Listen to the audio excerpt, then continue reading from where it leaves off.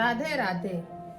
आज मैं आप लोगों को कृष्ण भगवान और रुक्मिणी के बारे में ऐसी कथा बताने जा रही हूँ जिस कथा को सुन के आपका भी हृदय गदगद हो जाएगा और आपकी आंखों में आंसू आ जाएंगे कि हमारी रुक्मिणी माता को किस तरह से दुर्वासा ऋषि ने श्राप दिया था। इसके बारे में आप जानिए। एक समय की द्वापर की बात है, जब कृष्ण भगवान द्वारका के राजा थे और रुक्मिणी महारानी थी। उस समय द्वारका में दुर्वासा ऋषि जी पधारे। कृष्ण भगवान को जब ये बात पता चली तो उन्होंने अपने सेवकों को भेजा ऋषि को बुलाने के लिए। तो दुर्वासा ऋषि बोले कि हम कृष्ण के महल में ऐसे नहीं आएंगे, पहले कृष्ण हमको लेने आए और हमारी शर्त ये है कि हम जिस पालकी पे बैठ के जाएंगे उस पालकी में कोई कहार नहीं लगेंगे, कोई नौकर नहीं लगेंगे, खुद कृष्ण और रुक्मिणी हमारी पालकी में मचेंगे और वो हमको अपने महल तक लेके जाएंगे, फिर हम उनके घर भोजन करेंगे। ये शर्त जब कृष्ण भगवान को पता चली तो कृष्ण भगवान को थोड़ा अचंभा लगा, फिर भी उन्होंने उनकी शर्त मानी और शर्त मान के रुक्मिणी के आगे बोला जाके। रुक्मिणी ने जब ये सारी बात सुनी तो रुक्मिणी भी तैयार हो गई उनके साथ जाने के लिए। कृष्ण भगवान और रुक्मिणी दोनों दुर्वासा ऋषि को लेने गए तो दुर्वासा ऋषि पालकी में बैठे। कृष्ण भगवान को लगा कि अकेले दुर्वासा ऋषि ही चलेंगे, मगर उन्होंने अपने शिष्यों को भी उसमें बिठा लिया और बोले कृष्ण ले चलो हमको। कृष्ण भगवान और रुक्मिणी दोनों उस पालकी को उठा के चलने लगे। चलते चलते द्वारका से कुछ ही दूर रह गए थे तो रुक्मिणी को बहुत तेजी से प्यास लगी। तो रुक्मिणी ने बोला, हे नाथ, मुझे बहुत प्यास लगी है, मुझे पानी चाहिए। तो कृष्ण भगवान ने रुक्मिणी से बोला कि रुक्मिणी अभी थोड़ा दूर रह गया है, अभी अपने महल में पहुंच के पानी पी लेना।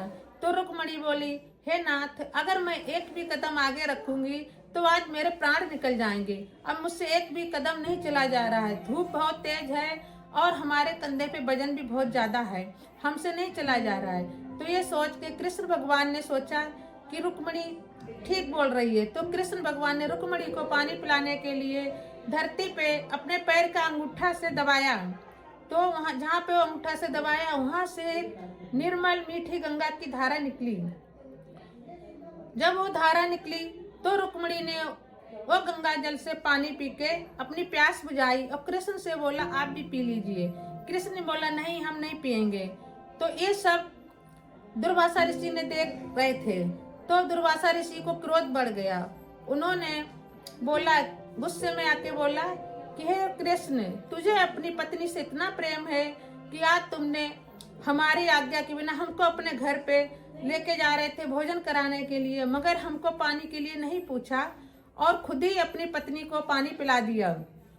तुझे इस रुक्मिणी से इतना प्रेम है तो जा, ये रुक्मिणी, अब तुम भी थोड़ी देर के लिए पानी बगैर नहीं रह सकी, तुमने मेरा निरादर किया, मुझको पानी के लिए नहीं पूछा।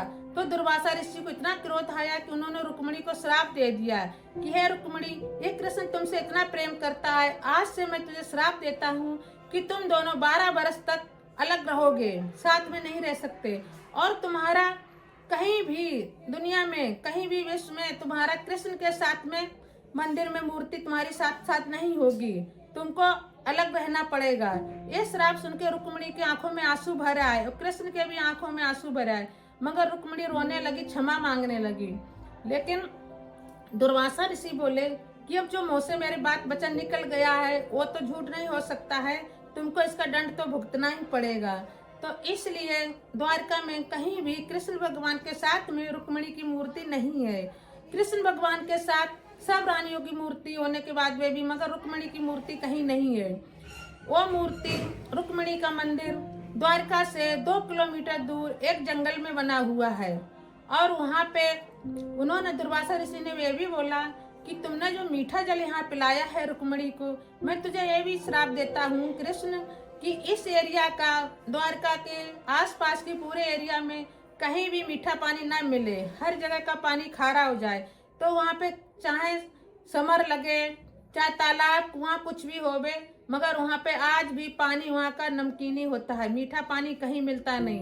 द्वारका के रुक्मिणी मंदिर में वहाँ पे पानी के टैंकर लोग दान में करते हैं। वहाँ की यही मानता है कि जो भी अपनी जिसकी मानता पूरी होती है वहाँ का पानी का टैंकर दान में देते हैं और पानी का ही दान होता है रुक्मणी मंदिर में।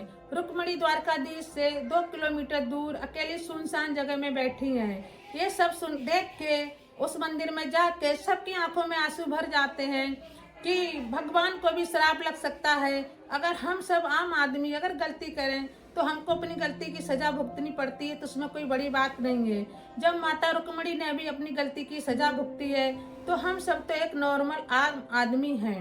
हे बहनों, अगर हमारा वीडियो आपको अच्छा लगा हो, इससे कुछ आपको सुनने में ठीक लगा हो, तो मेरे वीडियो को लाइक कीजिए।